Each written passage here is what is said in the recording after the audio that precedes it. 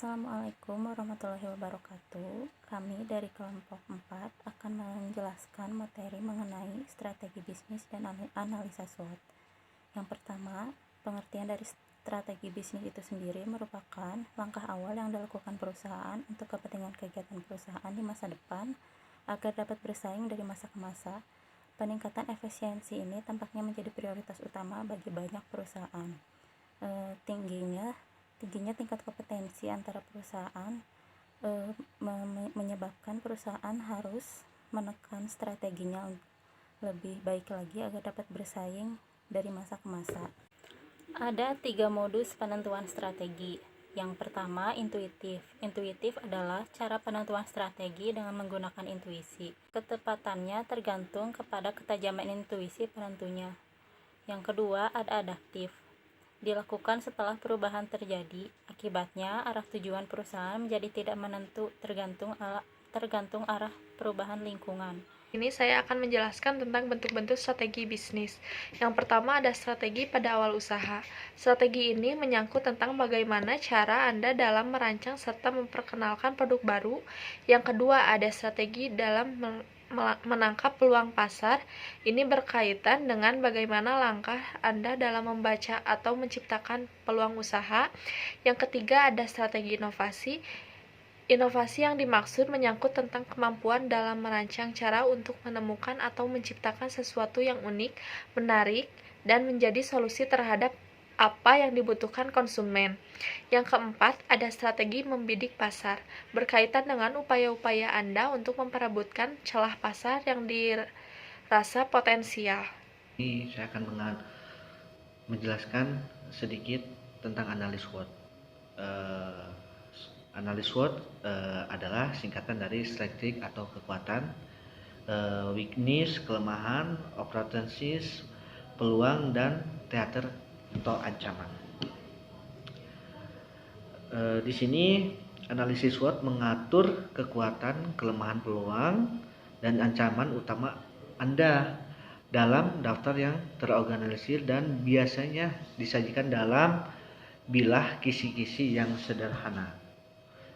Tentang analisis SWOT-nya, di sini kekuatan atau strategi adalah poin internal dan positif dari perusahaan Anda. Ini adalah hal-hal yang berada dalam kendali Anda. Contohnya adalah aset apa yang Anda yang miliki di tim Anda, seperti pengetahuan, pendidikan, jaringan, keterampilan, dan reputasi. Di sini aset fisik yang Anda miliki seperti pelanggan, peralatan, teknologi, pendanaan, dan peralatan produk. Peralatan produk apa keunggulan kompetitif yang Anda miliki? Bandingannya di sini dibandingkan pesaing Anda. Saya akan menjelaskan weakness itu yaitu kelemahan, yaitu faktor negatif yang mempengaruhi kekuatan Anda. Hal ini sangat mempengaruhi bisnis maupun perusahaan yang Anda sedang bekerja. Maka Anda harus meningkatkan agar menjadi kompetitif dari segi kelemahan ini ya. Di sini ada beberapa hal yang Anda diperlukan agar bisnis Anda menjadi kompetitif. Yang pertama, tinjaulah kekuatan Anda atau diri sendiri ya. Seperti bisnis yang Anda dapat membedakan dengan bisnis yang lainnya, seperti produk Anda pasti ada bedanya sama produk yang lain, ataupun dari segi harga. Contoh kompetitor yang lain harganya 1.000, nah Anda bisa diturunkan sedikit, ataupun dengan kualitasnya Anda ditaikin tetapi dengan harga sama dengan kompetitif lain. Dan yang kedua juga ada berfokuslah pada pelayanan. Kenapa berfokus pada pelayanan? Karena ada peribahasa pelayan itu adalah raja. Nah, maka kita harus melayani pelayan itu dengan sebaik-baiknya sehingga sehingga pelanggan tersebut bisa membeli lagi produk yang kita produksi. Nah, di sini saya akan berfokus tentang membahas opportunities. Opportunities yaitu hal eksternal yang mempengaruhi bisnis atau hal-hal yang terjadi di luar perusahaan Anda pada pasar yang lebih besar. Nah, Anda dapat memanfaatkan peluang dan melindungi dari ancaman tersebut. Dalam analisis SWOT ini terdapat yaitu ancaman.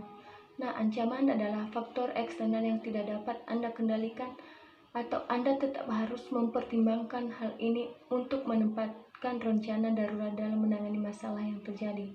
Adapun beberapa pertanyaan dalam ancaman yaitu: 1. Apakah Anda memiliki pesaing potensial yang memasuki pasar Anda? 2. Apakah pemasok akan selalu dapat memasok bahan baku yang Anda butuhkan? Nah, bisakah perkembangan di masa depan dalam teknologi mengubah cara Anda melakukan bisnis?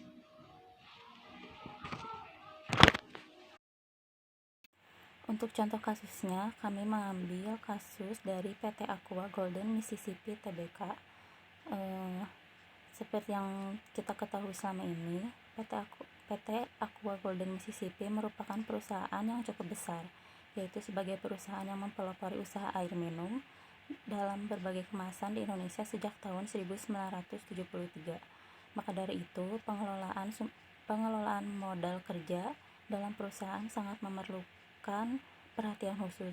Perusahaan juga berkepentingan untuk menjaga profitabilitasnya dengan baik agar kondisi krisis yang dialami di Indonesia tidak berimbas dengan fatal, sehingga perusahaan akan mampu menjalankan usahanya.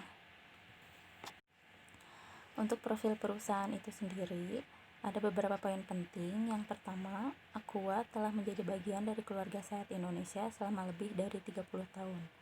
Yang kedua, Grup Danone yang merupakan salah satu produser terbesar dan terbaik di dunia untuk minuman, itu menjadi bagian dari Aqua. Sistem proses kualitas Aqua telah memenuhi standar. Yang terakhir, Aqua merupakan merek minuman yang sudah terpercaya hingga puluhan tahun sebagai merek yang terbaik.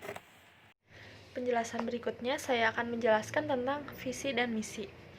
Visi. Aqua telah menjadi bagian dari keluarga sehat Indonesia lebih selama 30 tahun sebagai pelopor air minum dalam kemasan sejak didirikan tahun 1973.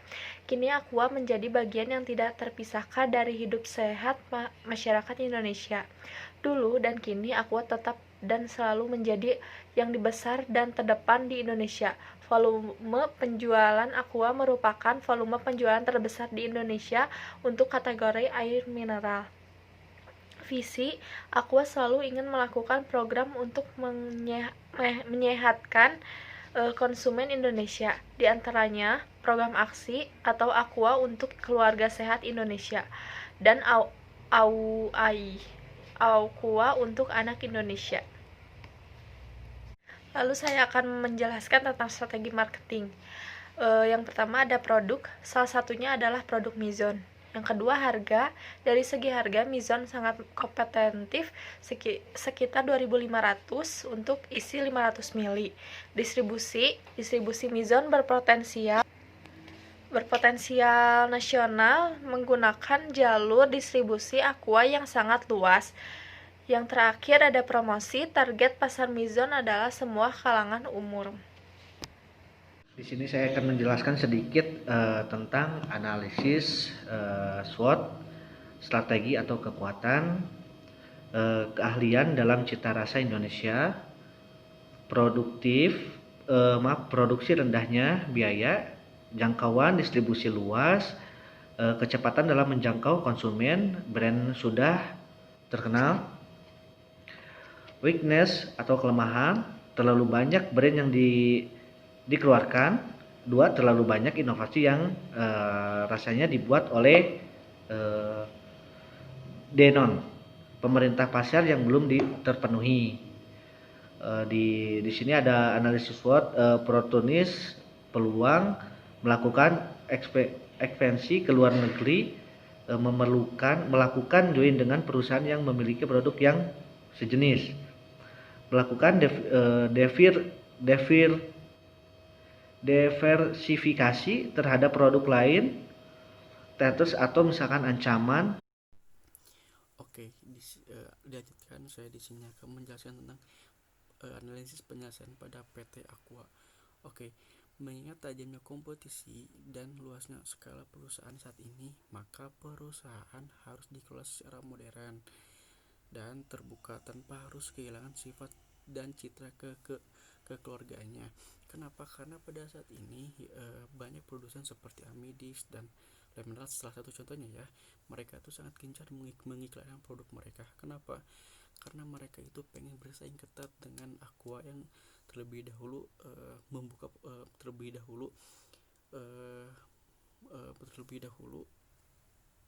terlebih dahulu meluncurkan produknya. Maka Aqua ini harus secara mengiklankan secara gencar-gencar juga, seperti di bis maupun di taksi ataupun di TV radio. Mereka tuh harus gencar supaya bisa menyaingi dari Amidis maupun Lemineral tersebut.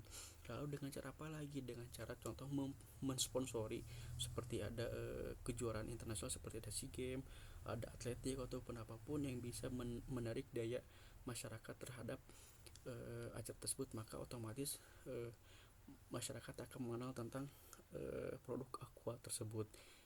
Dan sekian. Baik, saya akan melanjutkan dengan kesimpulannya.